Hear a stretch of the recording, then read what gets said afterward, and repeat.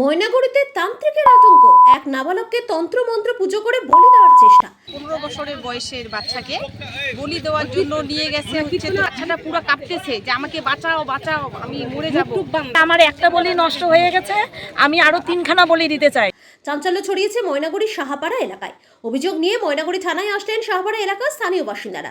স্থানীয় সূত্রে জানা যায়, গত বুধবার এলাকায় কীর্তনের অনুষ্ঠান চলাকালীন সময়ে সাহাপাড়ারই এক মহিলা 15 বছরের এক কিশোরকে নিয়ে যান স্টেশন সংলগ্ন আমবাড়ি এলাকায় তার আদি বাড়িতে।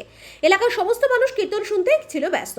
সেই সুযোগকে কাজে লাগিয়ে ওই এলাকারই মিনারাই নামের এক মহিলা 15 বছরের এক কিশোরকে আদি বাড়িতে নিয়ে গিয়ে তন্ত্রমন্ত্র পুজোপাঠ করে কিশোরকে দেবতার উদ্দেশ্যে বলি দিয়ে উৎসর্গ করে দেওয়ার চেষ্টা করে বলে অভিযোগ স্থানীয়দের। ময়নাগুড়ি সাহাপাড়া এলাকার মহিলারা জানান যে বাড়িতে বাচ্চাটিকে নিয়ে গিয়ে এই ধরনের কর্মকাণ্ড চালাতে থাকে।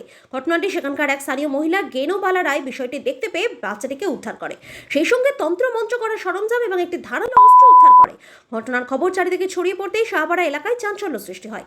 বিষয়টি জানানো হয় ময়নাগুড়ি থানায়। তবে ঘটনার খবর ছড়িয়ে পড়তেই মিনারাই নামের তান্ত্রিক মহিলা উধাও হয়ে যায়। এখনো পর্যন্ত পালিয়ে গা ঢাকা দিয়ে রয়েছে সেই মহিলা। বর্তমানকালেও এই ধরনের ঘটনায় এলাকার মানুষ আতঙ্কে রয়েছে। সেই আতঙ্কে মঙ্গলবার সন্ধ্যায় থানায় হাজির স্থানীয়রা। কি বলছেন স্থানীয়রা, শুনুন।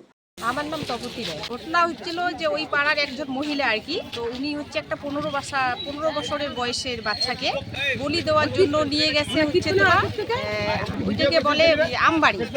তো কীর্তনের থেকে উঠে নিয়ে গেছে আর কি। বড় ধরনের যজ্ঞ বসাইছে ওইখানে। বাচ্চাটাকে গামছা দিয়ে মুখ টুক একদম বান্দা ছিল আর কি।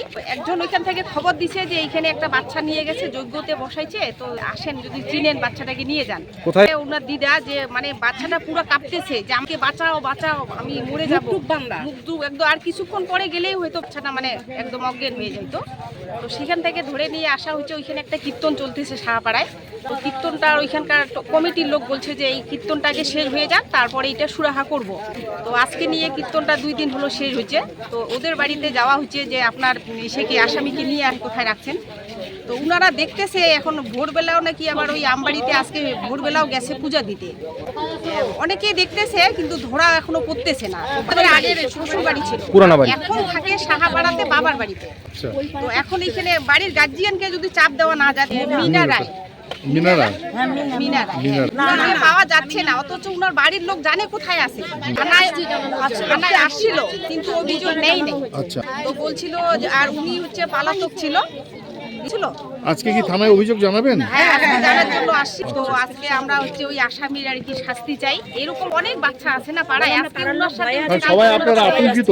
আতঙ্কিত সবাই, আমরা ভয়ে আছি। তাই আমরা আপনাদের বাচ্চা কাচ্চাকে ঘর থেকে বের করতেছেন না?